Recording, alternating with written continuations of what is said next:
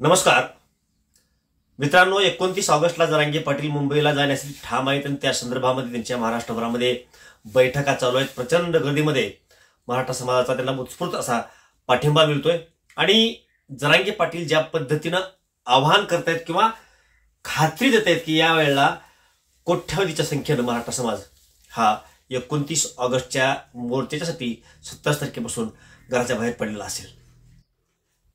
खरंच चित्र आहे का?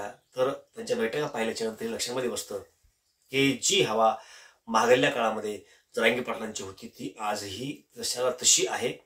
बाकी विरोधक ज्यांना कोणाला जरांगे पाटलांच्या अपोजिट बोलायचे ते बोलतील, परंतु परिस्थिती त्यापेक्षा वेगळी आहे। यात विशेष म्हणजे यापूर्वी मुंबईला ज्यावेळेस जरांगे पाटील निघाले त्यावेळेला फक्त मराठा समाज यांनीच त्या ह्याच्यामध्ये सहभाग घेतला होता, रॅलीमध्ये वगैरे। बाकी सेवेसाठी मुस्लिम बांधव होते, बरेच ओबीसी बांधव सुद्धा होते, परंतु यावेळेला उघडपणे ओबीसी बांधव जरांगे पाटलांच्या ह्या आंदोलनाला, त्यांच्या आरक्षणाच्या मागणीला पाठिंबा करताना दिसत आहेत।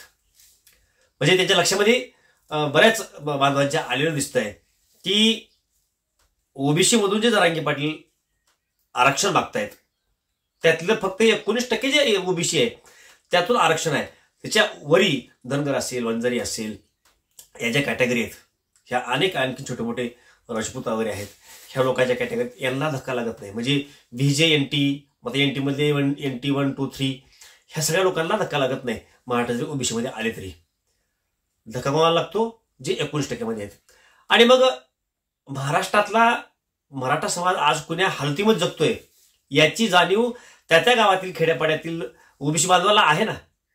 म्हणजे माझ्या गावातील ओबीसी बांधव मी कसा आहे मला ओळखतात, माझ्या अडचणी बघतात, त्यांना माझ्या अडचणी दिसत आहेत, खरंच मला आरक्षणाची गरज आहे का हे त्यांना कळत आहेत। एखाद्या वेळेला माझ्या गावातले ओबीसी बांधव सामूहिकपणे सार्वजनिकपणे बोलत असताना काही प्रसंगामध्ये मराठा समाजाच्या अपोजिट, जरांगे पाटलाच्या अपोजिट बोलतील, परंतु गाव पातळीवर मात्र त्यांची भावना अशीच आहे की खरंच आपला बा मित्र अडचणीमध्ये आहे, आरक्षण भेटलं तर ह्याची अडचणी भेटणार, मला लेकरू शिकायसारखं आहे, ह्याच्याकडे पैसे नाहीत, आरक्षण भेटलं तर पैशा अभावी जे शिक्षण याचं कधी मुलाला देऊ शकणार नव्हतं ते शिक्षण तो देऊ शकेल, त्याच्या लेकरा बाळाचं कल्याण होईल, अशी भावना त्या लोकांची आहे।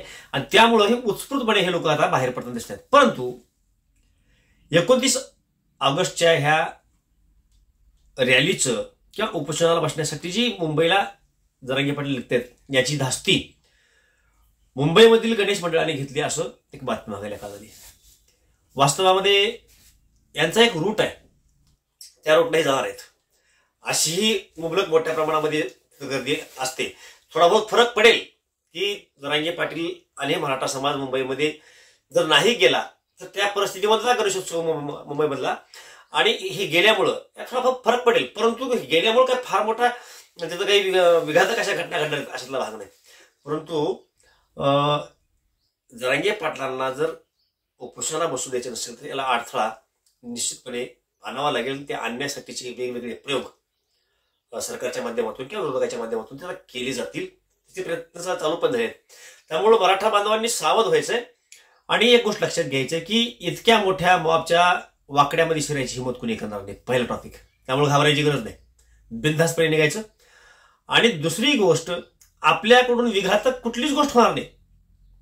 कोणी एखाद्याला तुम्हाला डिवचण्यासाठी आक्रमक एखादी गोष्ट बोललीही या प्रवासादरम्यान तर आक्रमक व्हायचं नाही, कारण काही लोकांना भांडणं व्हावेत यासाठी प्रयत्न करायचे, मग त्यांचा तो हेतू पूर्ण होऊ द्यायचा नाही।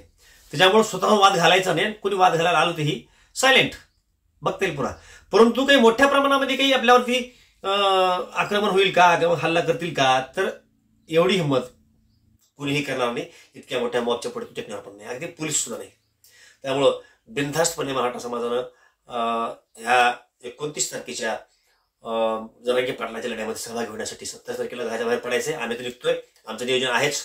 आपली भेट त्या काळामध्ये ह्या व्हिडिओच्या माध्यमातून प्रवासामध्ये आपली भेट होईलच अनेक लोकांची, परंतु सर्वांनीच मॅक्झिमम संख्येनं तिथे यायचं। हा शेवटचा लढा म्हणायला हरकत नाही काही, कारण जर मराठा समाजाचा रिस्पॉन्स दिसला गेला तर जरांगे पाटलांचा उत्साह पण कमी होऊन जाईल आणि शेवटी आपल्यासाठी ते जे भांडतायत त्याचा लढा बंद पडेल, नुकसान शेवटी आपला आहे।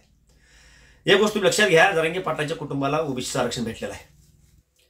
त्यांनी अजून लाभ घेतलेला नाही, पण ते कुण्याही दिवशी लाभ घेऊ शकतात घ्यायचं म्हटलं तर.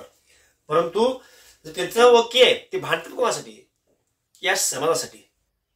आणि मग समाजाचं काम आहे की त्यांनी ज्यावेळेस आवाज देतील त्यावेळेला त्याच्या पाठीमागे राहणं.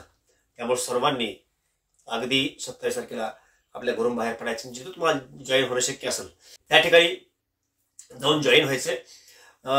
काही लोक 27 निघतील, काही लोक जे पुढले आहेत ज्यांना 28ला पुण्याच्या लगबगीत जॉईन होणं शक्य असेल त्यांनी 28ला त्या ठिकाणी जॉईन व्हावं आणि मोठ्या संख्येनं जरांगे पाटलांना तिथं बसवण्यासाठी आपण पाठवण्यासाठी जावं.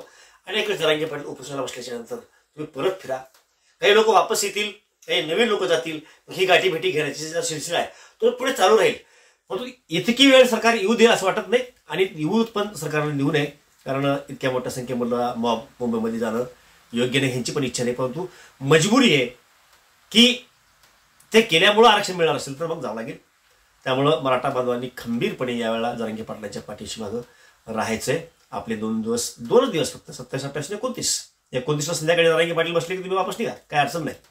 आणि मग हे होत राहील. पुन्हा काही लोक येतील, काही जातील, नंतर हे जात चालत राहील, त्याचा काही विषय नाही.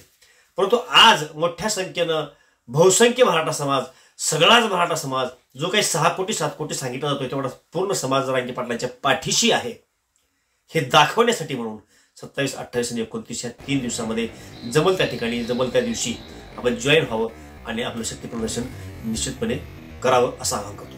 मी येणार आहे, आपण पण या. जय शिवराय.